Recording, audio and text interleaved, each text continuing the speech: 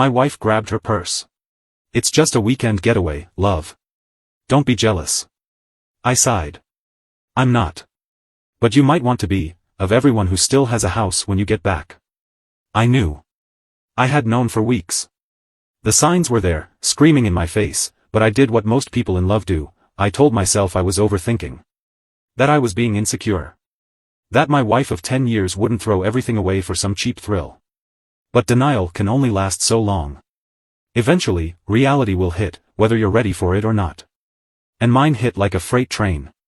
Danielle and I had a good life, or at least, I thought we did. We lived in Austin, Texas, had decent jobs, and built the kind of comfortable life you work your ass off for. But then, things started shifting. Her phone was always face down. If I so much as glanced at it, she'd tense up. She started working late. A lot. Suddenly, she was obsessed with her appearance. She had always taken care of herself, but now it was expensive lingerie, perfume she'd never worn for me, and trips to the salon for self-care. The sex stopped. Not gradually, just stopped. Then came the biggest red flag. One night, she was in the shower, and her phone lit up. I wasn't snooping, I was literally just sitting on the couch when I saw the name pop up. Aaron. I didn't recognize it. It wasn't her boss, her coworker I'd met, or anyone she'd mentioned before. And he was texting her at 11 p.m. I didn't open it. I didn't need to. I just sat there, staring at her phone, feeling that gut punch of realization. Something was wrong. I told myself I'd let it go. That I wasn't going to jump to conclusions. But the next morning, when she was in the shower again, I did something I had never done before. I checked our phone bill. And there it was. Aaron's number. Hundreds of texts. Late-night calls. She was talking to him more than she was talking to me. Still, I didn't say anything. Not yet. Because I wasn't about to go into this blind. I took a day off work and started digging. If she was lying to me, I needed proof. I installed a GPS tracker on her car. I went through credit card statements. I found a hotel charge in Dallas, listed under her name. I called the hotel, pretending to be her, and asked if I had left my laptop in the room. The receptionist, in a bored voice, said, "Oh, you mean from the reservation with Aaron?" I almost dropped my phone. Now I had everything I needed. She started packing on Thursday night. "Just a girl's trip," she said, stuffing dresses into her suitcase. "Michelle and Kelly want to get out of town for a few days. Wine, spa, no husbands, just us girls." I leaned against the doorframe, watching her. She was so casual. So comfortable lying to my face. "You sure it's just a girl's trip?" I asked. She sighed, annoyed. "Jesus, babe. Why are you being weird? I already told you, it's just us girls." I forced a smile. "Right." She grabbed her purse and slung it over her shoulder, giving me that playful smirk she always did when she thought I was being dramatic. "It's just a weekend getaway, love. Don't be jealous." I sighed. "I'm not. But you might want to be, of everyone who still has a house when you get back." Her smile faltered. "What's that supposed to mean?" I just shrugged. "Have fun." And with that, she walked out the door. The second she was gone, I pulled up the GPS tracker. She wasn't going anywhere near Michelle's house. Straight shot to Dallas. I already knew where she was going, but I still watched as the little dot moved across the map. She drove 3 hours, checked into the Four Seasons, and by the time I got there, she was already inside. I didn't go in right away. I parked across the street and waited. An hour later, I got my confirmation. Danielle and Aaron walked right out the front doors together, laughing, arms brushing, looking every bit like a couple. They weren't even trying to hide it. I didn't make a scene. I didn't storm in and throw a drink in her face. I was done being emotional about this. Instead, I pulled out my phone and took pictures. Then I emailed them. To her parents. To her sister. To our friends. To her boss. Aaron was her coworker. Their company had a strict no fraternization policy. I made sure to include all the receipts. And then I drove home. By the time she got back Sunday night, she had no idea what was waiting for her. Her Uber pulled up. She stepped out, looking refreshed, happy. She walked up to the door, went to unlock it, and the key didn't fit. She tried again. Then again. Then she started banging on the door. What the F***, my name? Let me in. I opened it just enough to look at her. Calm. Collected. Done. You don't live here anymore. Her face twisted in confusion. Then panic. What are you talking about? I held up my phone, showing her the pictures. Her. Aaron. The hotel. Her eyes went wide. Where did you? You're not as careful as you think you are. She went from shocked to angry. You spied on me? That's sick. I laughed. No, what's sick is sneaking around and thinking you wouldn't get caught. I handed her the envelope. Inside? Divorce papers. A list of her texts with Aaron. A notice from my lawyer explaining that our shared accounts had been split, and not in her favor. A copy of the email I had sent to her boss. She flipped through it all, her hands shaking. You took everything? I shrugged. I took back what was mine. Her voice broke. Please. Let's just talk about this. I tilted my head. Oh, now you want to talk? She had nothing to say. I exhaled, long and slow. Then? I shut the door in her face. I locked the door. I stood there, hand still gripping the knob, heart pounding, listening. For a few seconds, nothing. Then, bang bang bang. Open the F***, ing door, my name. I didn't. I walked to the kitchen, poured myself a drink, and sat down at the table. Outside, she kept banging, kept yelling, but I just let her. She could scream all she wanted, this house wasn't hers anymore. But I knew Danielle. She wasn't the type to just give up and go quietly. And I was right. Because after 10 minutes of silence, my phone buzzed. I picked it up. Incoming call, Michelle. I let it ring. Then another call. Kelly. Then another. Her sister. She was rallying her troops. A text popped up. Michelle, WTF is going on? Danielle just called me crying. She said you locked her out? Then another. Her sister, is this a joke? She said you threw her out? And another. Kelly, I don't know what happened, but you need to talk to her. This isn't right. I smiled bitterly. She was playing the victim. Of course she was. I put my phone down and took a long sip of my drink. Let them talk. Let them wonder. I wasn't going to explain myself over text. They would find out soon enough. It took an hour before I got the call I was waiting for. My lawyer.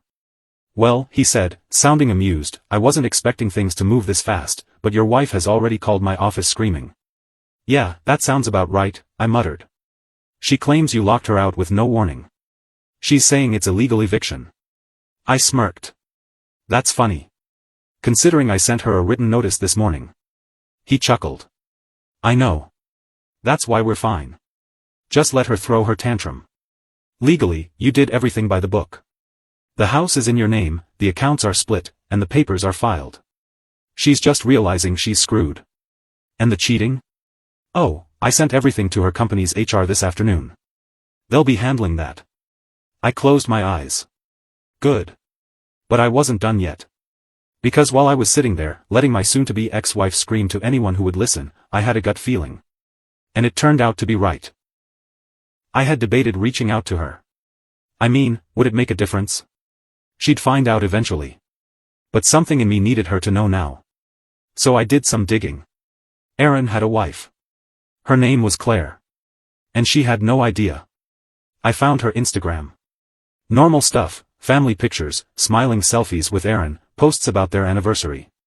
I clicked message. And I sent her everything. The pictures. The receipts. The texts. Then I waited. 30 minutes later, BZZZ. A new message. Claire, who are you? I answered. Me, the husband of the woman your husband is F*****ing**, silence. Then, Claire, are you serious? Me, yes. I have proof. I sent her the pictures. The credit card statements. The hotel records. She read them. Then, finally, Claire, thank you. That was all she said. I sat there, staring at the screen, waiting for more. But there was nothing. Just, thank you. I wasn't sure what I expected. But somehow, I knew that 2 words were the calm before the storm. And I was right. I woke up the next morning to chaos. My phone was flooded with texts. Missed calls. From my friends. From my family. From Danielle's family. And then, a single text from Claire. Claire, turn on the news. I grabbed the remote, heart pounding, and flipped on the TV. And there it was. Breaking news, local business executive caught in explosive scandal, company under fire for allegations of workplace affairs. And right there, on the screen, a picture of Aaron. His company was huge. Publicly traded. And they had a morality clause. Which meant cheating with a coworker. Grounds for immediate termination. Claire hadn't just confronted him. She had blown up his entire life. And Danielle? She was about to go down with him. Because as I stared at the screen, taking in the wreckage, my phone buzzed again. A call. From Danielle. I just stared at it. Ringing. Ringing. Ringing. Then, I hit decline. The phone kept ringing. Danielle. I let it go to voicemail. Then again. And again. Finally, a text. Danielle, we need to talk. Please. I stared at the screen. Talk? Now she wanted to talk. After everything? I took a deep breath, then typed back, meet me at the house. 1 hour. When she pulled into the driveway, she looked rough. Her hair was a mess, her makeup smudged, and her usual smug confidence was gone. She stepped out of the car slowly, like she wasn't sure if she was walking toward a conversation or an execution. I leaned against the doorframe, arms crossed. Talk. She swallowed hard. Can I come inside? I raised an eyebrow. You lost that privilege. Her face twisted, but she nodded. Okay, she whispered. She folded her arms over her chest, staring down at her shoes. I waited. If she wanted to talk, she could start. I don't know where to start. I scoffed. How about the part where you ed another man? Her head snapped up. It wasn't like that. I laughed. A bitter, hollow sound. Oh, really? Then tell me, Danielle, what was it like? Because from where I'm standing, it looks like you lied, cheated, and humiliated me. So please, enlighten me. Her jaw clenched. It wasn't supposed to be serious. It just happened. I didn't mean to hurt you. You didn't mean to hurt me? I repeated, shaking my head. You didn't mean to get caught. That's what you mean. She winced. Was it worth it? I pressed. Was he worth it? She didn't answer. Instead, she started crying. And I don't mean silent, guilty tears. I mean ugly sobbing, shoulders shaking, her whole body crumbling like a house of cards. I just stood there. Watching. Because I didn't feel bad for her. Not anymore. You ruined me, she choked out. I tilted my head. I ruined you? You sent those pictures to everyone. My family, my job, my friends. You humiliated me. I took a step closer. You humiliated yourself. Her eyes were red and desperate. Please. We can fix this. I laughed again. Fix this? I echoed. Danielle, there is nothing to fix. We are done. I will never trust you again. I will never look at you the same way again.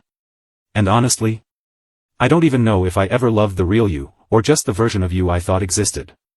She started shaking her head. No. No, you don't mean that. Yes, I do. She stepped forward, reaching for me, and I took a step back. That was when she lost it. I fed up, okay? She screamed. I fed up, and I hate myself for it, and I don't know how to fix it, but I can't lose everything, my name. I can't. Her hands went to her hair, pulling at it, her breath coming fast and uneven. She was unraveling. But I didn't care. You already lost everything, I said, voice calm. And I didn't take it from you. You threw it away. She let out a choked sob, dropping to her knees, covering her face. Completely broken. I should have felt something. Pity. Sadness. Regret. But all I felt was relief. I let her sit there, crumbling under the weight of her own mistakes. Then I turned, opened the door just enough to grab the envelope I had waiting inside, and tossed it onto the porch. Sign the papers, Danielle. She looked up, face wet and desperate. Please. Don't do this. I just shook my head. Goodbye, Danielle. And then I went inside. And locked the door. She stayed outside for a while, crying. But eventually, she left. And when she did, I sat down at the kitchen table, exhaled, and let myself feel everything. The betrayal. The anger. The sadness. But most of all, the freedom. And for the first time in a long time, I knew I was going to be okay. Danielle was right about one thing. She had lost everything. But so had I. I had lost the illusion of the woman I thought I married. I had lost the future I thought we were building together. I had lost years of my life believing in a lie. But you know what? I was still standing. And I was going to be just fine.